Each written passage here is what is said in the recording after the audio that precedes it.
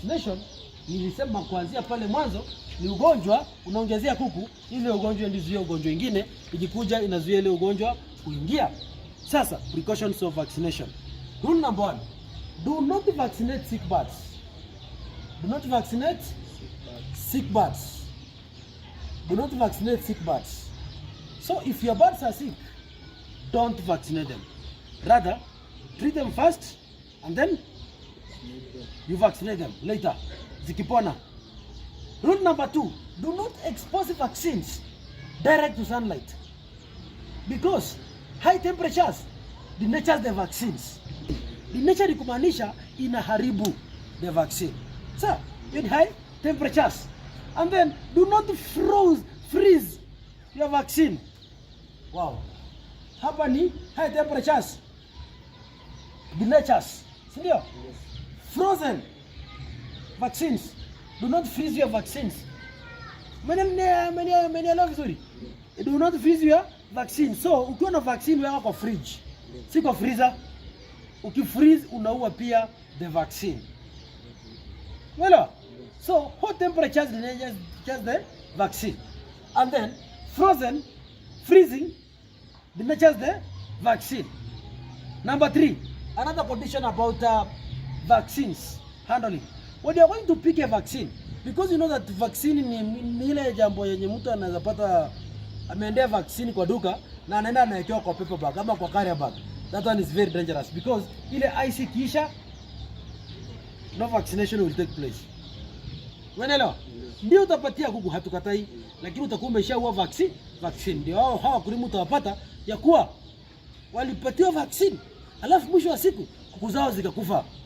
Sasa pale kwa nini unaenda kuchukulia nini vaccine? Let up manage hiyo kitu. Sasa hii ni kile itaje? Cooler box. Good. Go with the cooler box to pick the vaccine. Cooler box to pick the vaccine.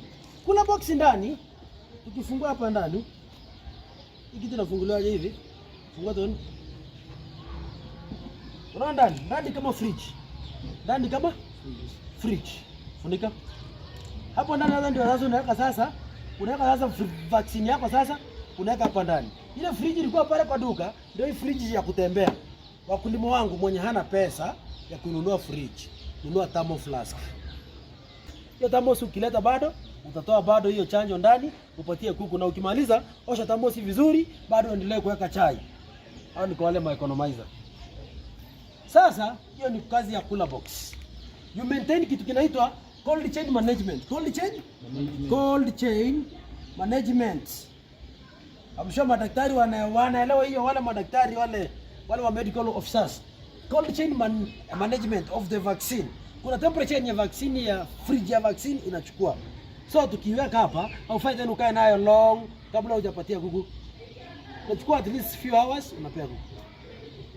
Rule number 5, vaccines should be administered in the morning hours or in the evening hours.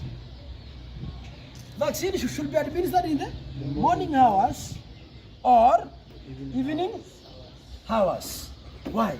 Like us, we are vaccinating in the evening hours because the temperatures are very low. Ukipeana mchana temperature iko juu. Sasa wale wakulima wangu wenye mnapata mko na kuuza free range, mnanunua vaccine kwa duka, umeweka kwa fridge, mlifuata masharti, alafu mnatengenezea vaccine wapi? Nje ya nyumba ya kuku kwa jua. Hiyo vaccine inauliwa, si ndio? So kuku zina survive by the grace of God. Kuku zina survive by the grace of God. Because the vaccine now imekuwa denatured na sunlight. Sio kama uko na sasa, hizo siku ya vaccination hizo huku, shika ziweke ndani ya nyumba, zifungie, zipe chakula mingi for 3 hours. Zisikiu, ukiweka ile maji zikanyagane, zimalize dawa. Mnaelewa? Yeah. Another precaution when giving vaccines, 2 days before. 2 days before. And then 3 days after.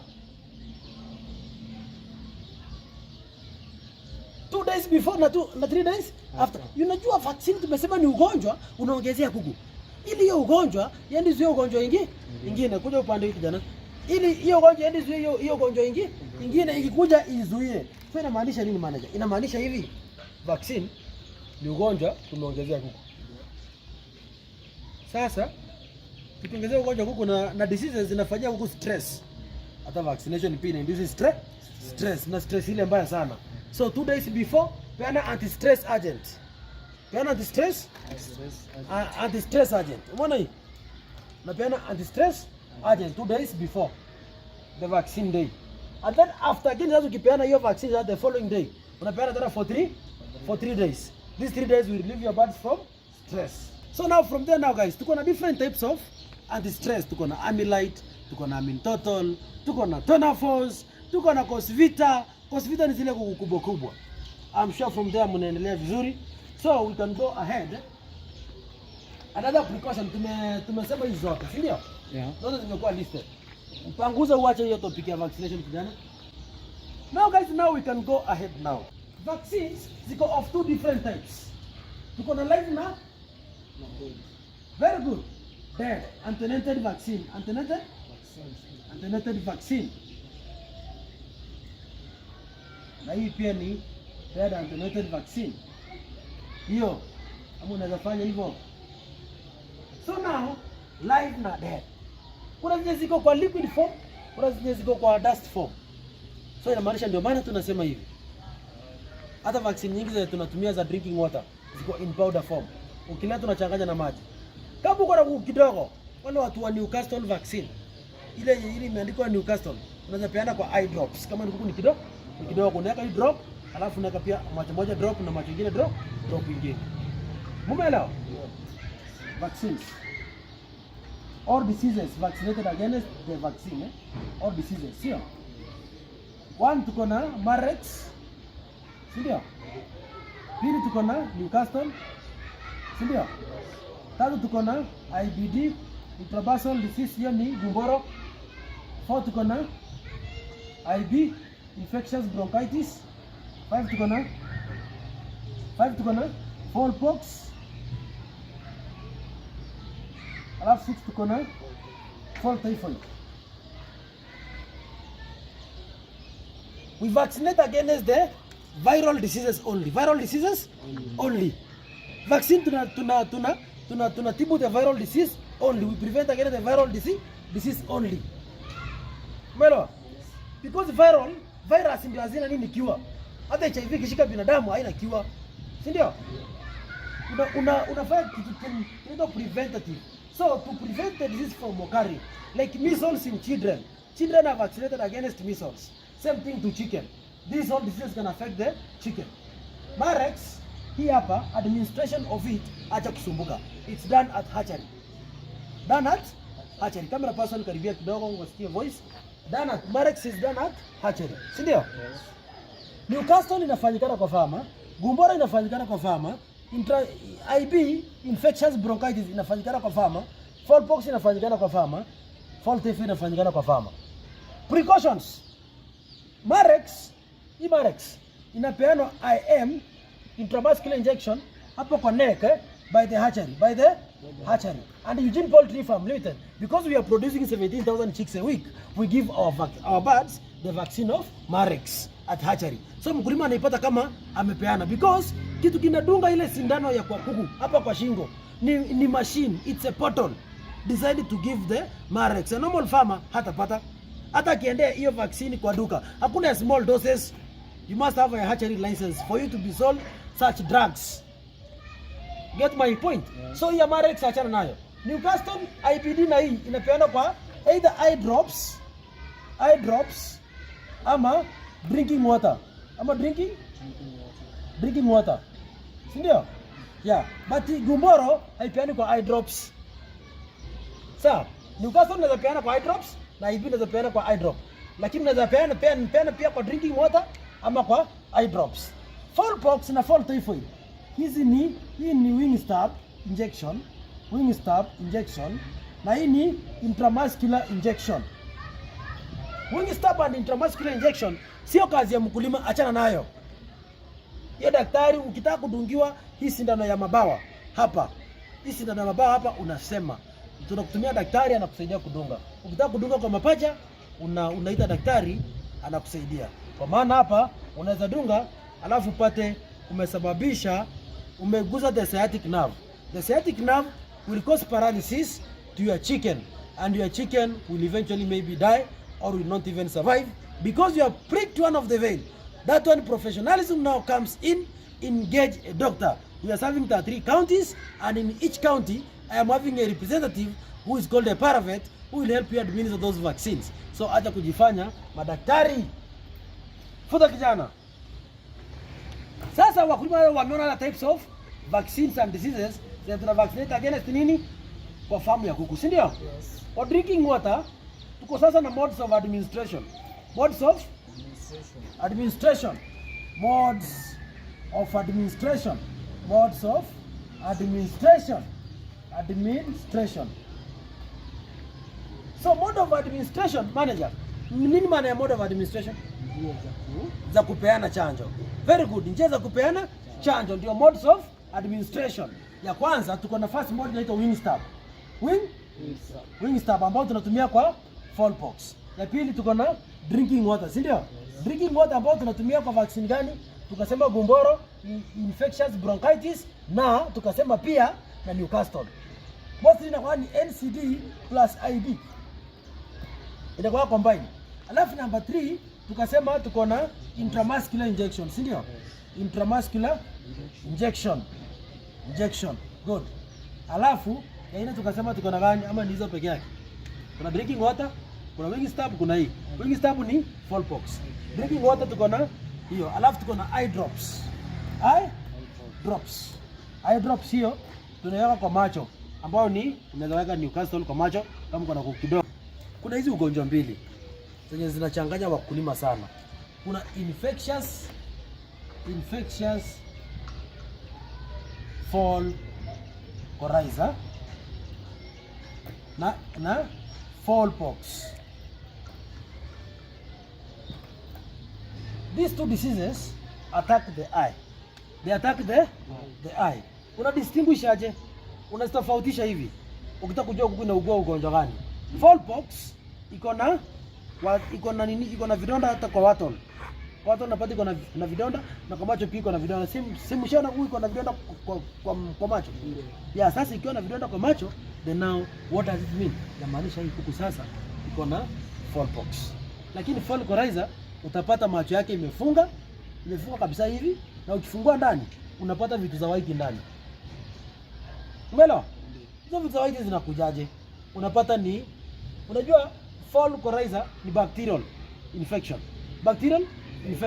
To me niko na cure.